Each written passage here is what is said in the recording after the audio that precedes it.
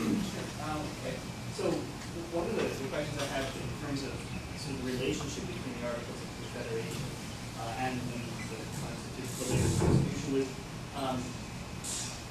I guess, what was the most important thing that was kept?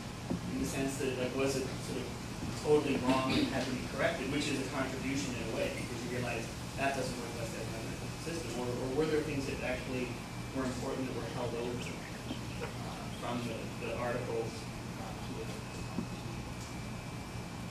Well, one of the most important things the Articles of Confederation was about was keeping power not so within one branch of government. And it made that the idea clear that the state should have some sovereignty, so that, you know, states farther away from the government wouldn't be oppressed by laws that were applicable to their. So that carried on the original argument today with sort of checks and balances. Shays' Rebellion is one of those events which is pointed to as something which really triggers the Constitutional Convention. What was it about Shays' Rebellion that made people decide they had to have a new form of government?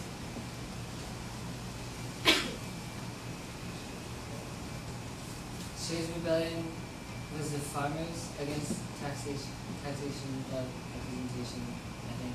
It was because they had to, the new American government had to pay for the war for independence, so most of the debt fell onto the farmers, and I guess most of the American founders and framers, they realized that without a strong government that could tax and collect taxes, they wouldn't be able to hold a nation, actually.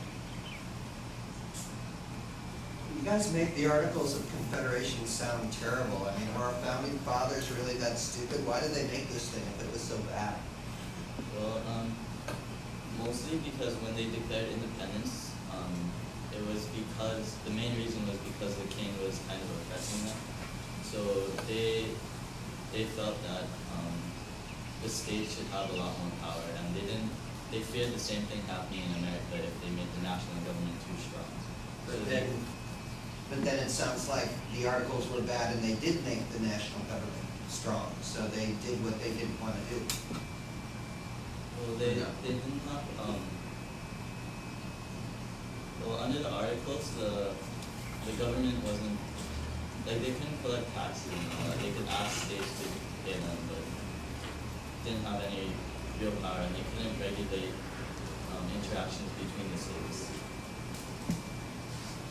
Do you think that the same argument could be made for a strong, say, United Nations? Because now it seems to be more confederacy.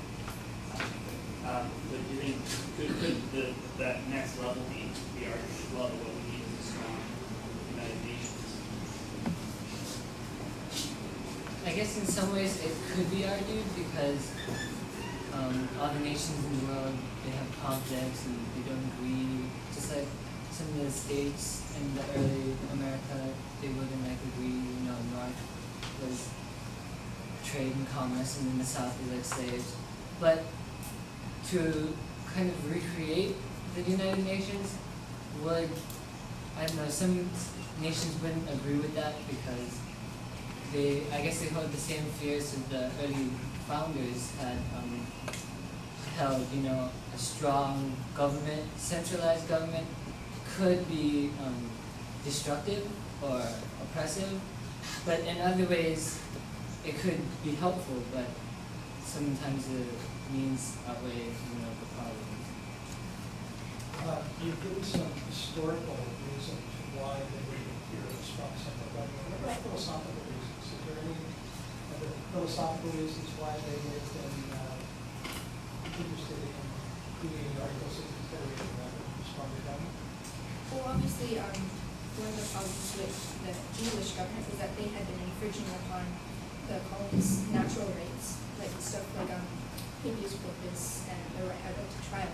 And so they thought, the founders thought that if they had an Articles of Confederation with just a legislative branch, they wouldn't have that power to take away a certain right from the colonies. So if you didn't give them that power, they wouldn't be able to abuse it.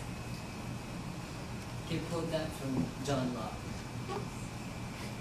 TV time, give me a yes or no. Despite its weaknesses, the Articles of Confederation made lasting contributions to American government. Yes. Soundbite, why? Because of its weaknesses got corrected and made the government stronger.